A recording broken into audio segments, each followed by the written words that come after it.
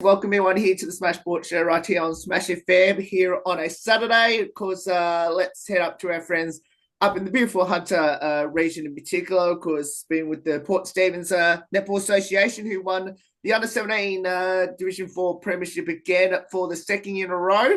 And of course, we've got a couple of very special guests joining us right now to tell us a bit about it. Thanks, Oi, for joining us.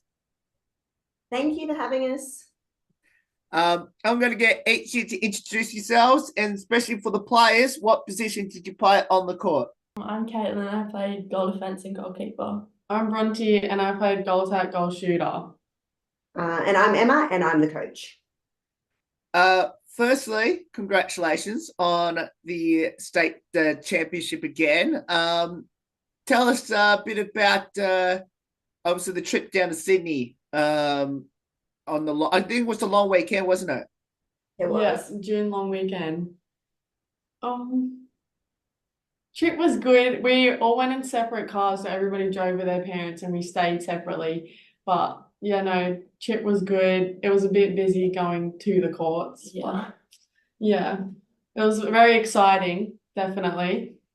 Coach, this is the second year that the team that you've coached the under-17s to another state title. I think he's won in 2024 as well. When I was up there last, or 23, can't remember what year we won.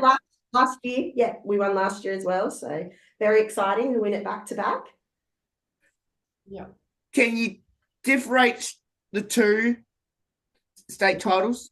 So I had 3 returning players from last year's squad. Bronte was actually one of them. So the remaining 7 were from our 15 squad from last year as well, and they had a really successful campaign last year too. So I was really lucky to have sort of the 2 squads coming together with some really amazing players. The difference in the teams, they were really different teams, like really different personalities. Yeah. Bronte could sort of tell you that. Just probably last year's team were a little bit more quiet and a reserved sort of team, whereas had some really spirited players in our squad this year. And look, last year they really built the squad towards the result, I think, whereas this team was probably a little bit more successful early on because, having 7 from the 15 squad from last year and the 3 returning 17s, they sort of already had some really good combinations and some really great, amazing skills on court. So I was really lucky to have that to work with. So it was really just sort of building that gameplay and, getting those new combinations working and building a little bit of resilience probably for the 15s. They needed that, I guess, ability when things always weren't going great to be able to sort of move past it. And so that's sort of the stuff I concentrated on for this campaign. But yeah, look, and they only dropped 1 game the whole weekend, which was a little different to last year as well. And it probably wasn't as nerve-wracking. Yeah. We sort of knew early on the Monday morning that we had it. So, and then it was theirs to lose after that. So that sort of put us in a bit of a different position. For all 3, obviously, Emma, as you mentioned just before, obviously you kind of pretty much knew on the final day that you had it pretty much all wrapped up. How did the players, but obviously for you, Emma, as a coach, approach the final day knowing that it kind of got all wrapped up, but I guess in the side of the mental side of things? Oh, look, we probably didn't know really early on the day. So we knew we had a couple of hard games that we had to get through on the Monday. I think my big thing, we played Nelson Bay was probably our biggest competition, and on the court as well as, it was probably our psychological battle. There were the one team we really struggled with. We only beat them once throughout the different carnivals and stuff. And there was some sort of, I guess, psychological warfare going on between the 2 teams.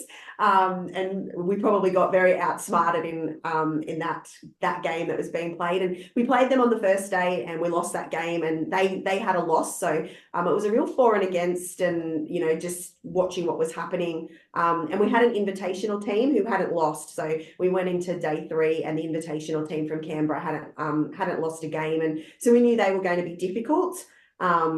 And we tracked along behind Nelson Bay. So we basically, Nelson Bay would play a team and then we would play them next. I think that was really beneficial to us as well. Like, I think we were lucky from a draw perspective there. We tried to sort of keep results and scores and things, you know, on day 3 away from the girls. We sort of learned that lesson last year that it didn't really help. And I just kept saying to them is we can't control other people's results. We can only control our own. So, you know, we really just tried to work on putting that good result out, didn't we? And trying to build scores, build for and against where we could, because we knew how important that was from last year. And I think we just tried to keep having fun. That was definitely. Yeah. So just enjoy it, and you know, the results will be what they are. There's certain elements you just can't control, and you can't control other people's for and against. Same question for the players, or similar to that? Yeah, I suppose the last day was just very high spirited, so we all just kept fighting for every game that we played to lock in our positions.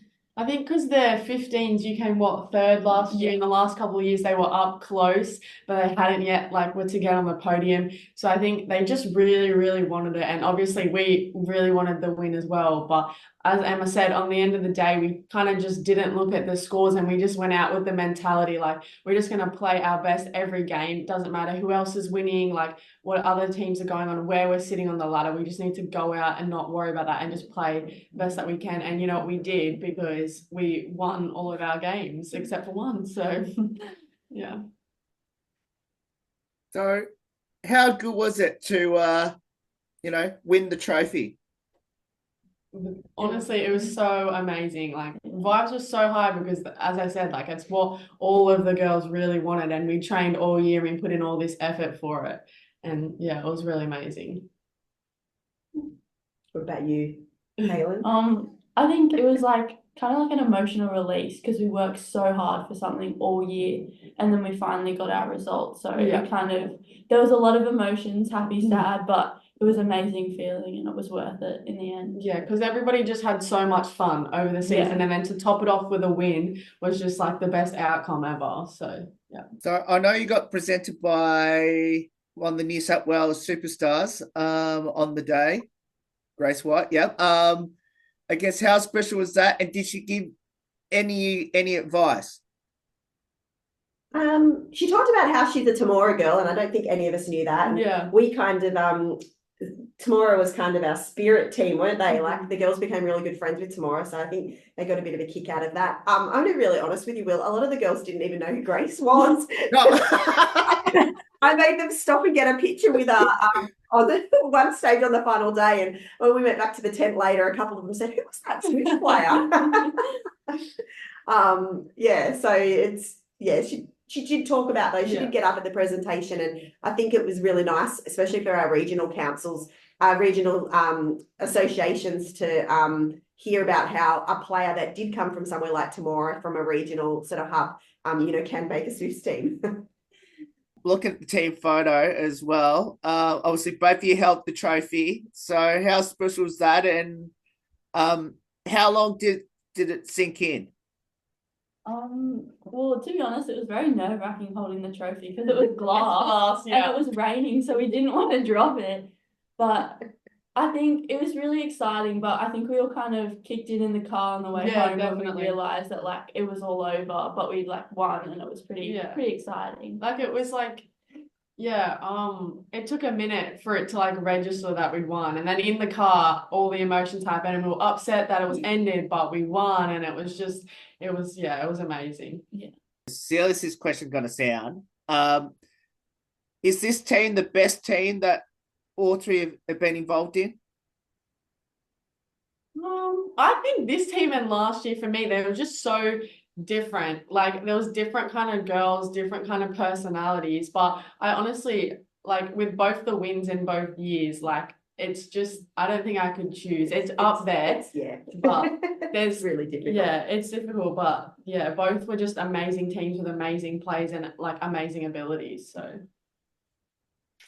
look, you asked me this question last year, and I told you that team was the best team I'd ever coached.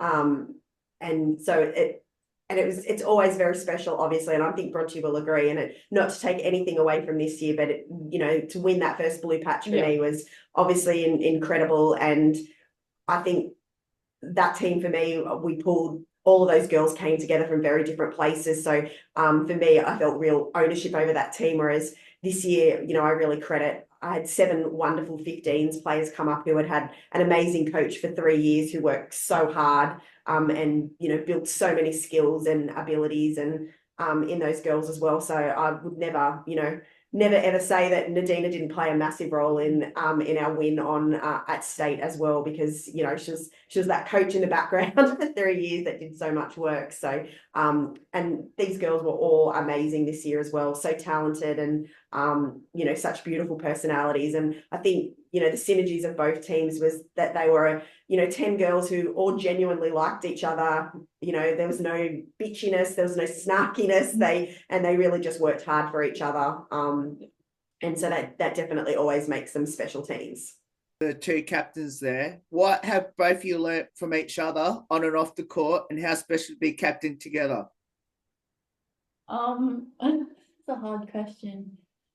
I think Katie's really good at like positive communication, and she's always there for the team, and she's always hyping everyone up, and she's like really great at halftime talks. This is one of those, and sometimes I'm like tired or like I don't know the right words to say. So, and she's just such a genuine, like, nice person. It was like so awesome to captain with her this year, and like we kind of just combined ideas a lot, and we like, you know, it was just great.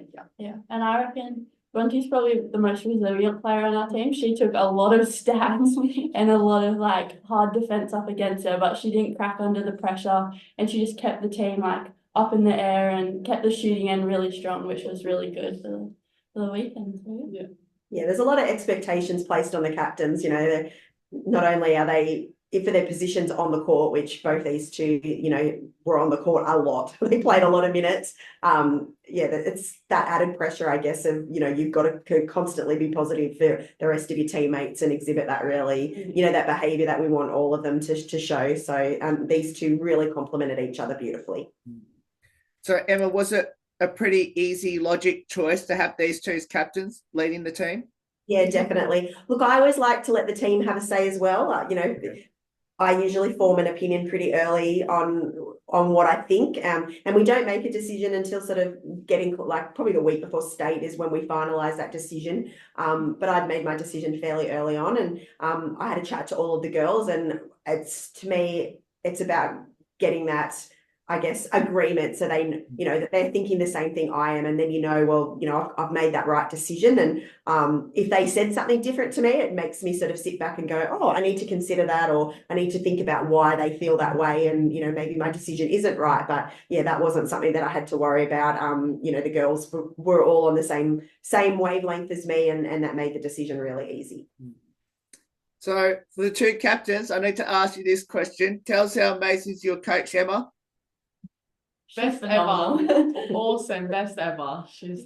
You can definitely hear her from no matter where you are at the courts. Like, she's very loud, but it's always what you need to hear. And she's just, she had like persistence in training and like positiveness on the court, but then also, you know, telling us when we need to pull our head in. It was just, she's like a dream coach, you know. Yeah, honestly, she was amazing, and I think she kept the vibes of the weekend very high. She kept us all like focused, but let us have fun, so it didn't like change our abilities to play, and it was amazing to have her. Yeah, it was like a mix of seriousness, like we need to lock in and win this, but also you're allowed to have fun, and everyone's allowed to do, and like all those things that, you know. I mean, they didn't even mention my great TikToks. Oh yeah, we went viral a couple of times, you know. Obviously, you have an amazing group this year. Obviously, combination from last year's 15s team and obviously the 17s team from last year as well.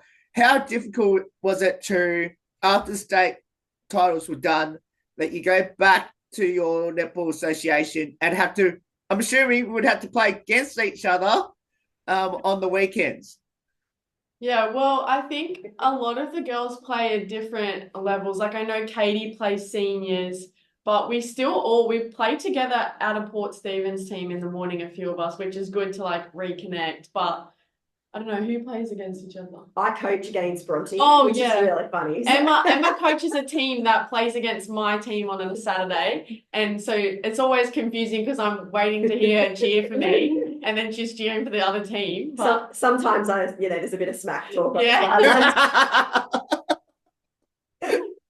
Where did the love of netball start, and what does it mean now? And I'm pretty sure, actually, Emma, you don't have to answer this one because you answered it last year. Well, I started netball at probably like 10 or 11, and my mum was my coach, so that made it even better. But I guess my love kind of stemmed from just being with the people around me. Like, I've always been in great teams and I've had great coaches. And then when I came to Port, I was just pushed to a different level. And like, once you get the thrill of state titles, you keep wanting it more and more. And to keep trying to win for like 3 or 4 years and to finally get the win, it's a relief, but it just makes you want to work even harder to get another win, and you just keep coming back for it.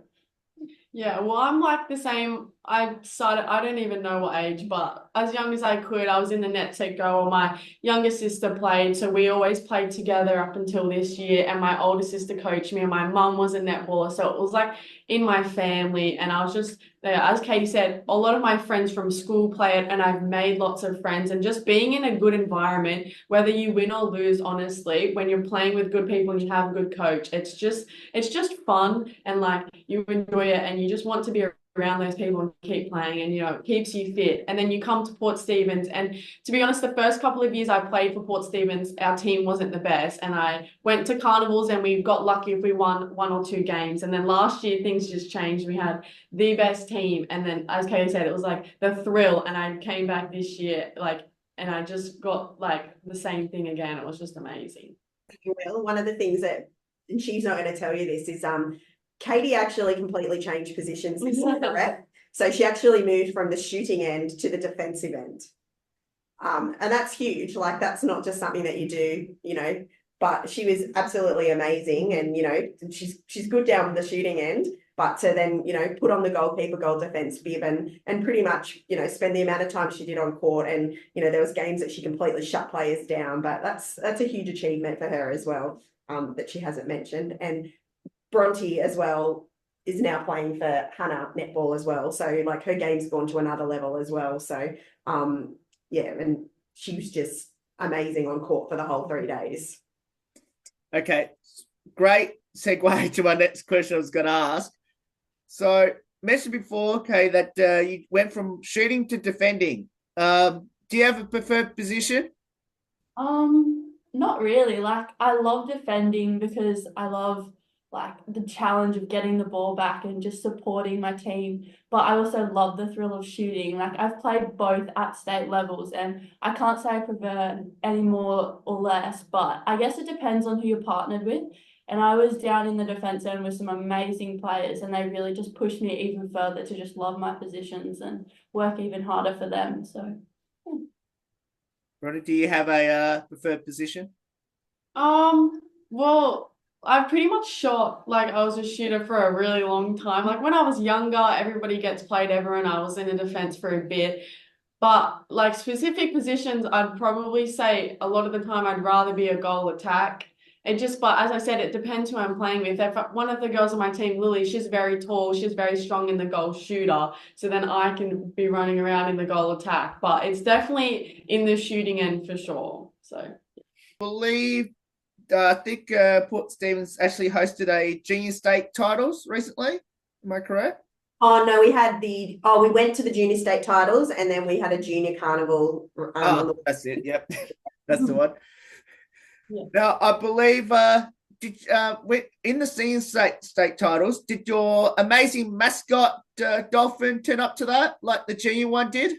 Absolutely, Obviously, yeah. Dolphine got around, and she got photos with the Swifts like Helen Housby and Sarah Clow, and so many associations. So people aren't following her journey, then they definitely should be.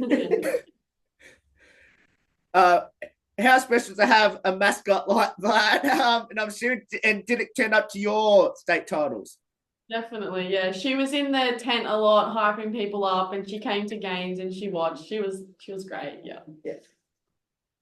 We've had a team mascot though, Stephen, our dolphin, for a couple of years. So yeah, helped us be very successful. Yeah, we have a giant dolphin teddy, I'd like to say. It's actually a shark. Yeah, I was going to get to that. Yep.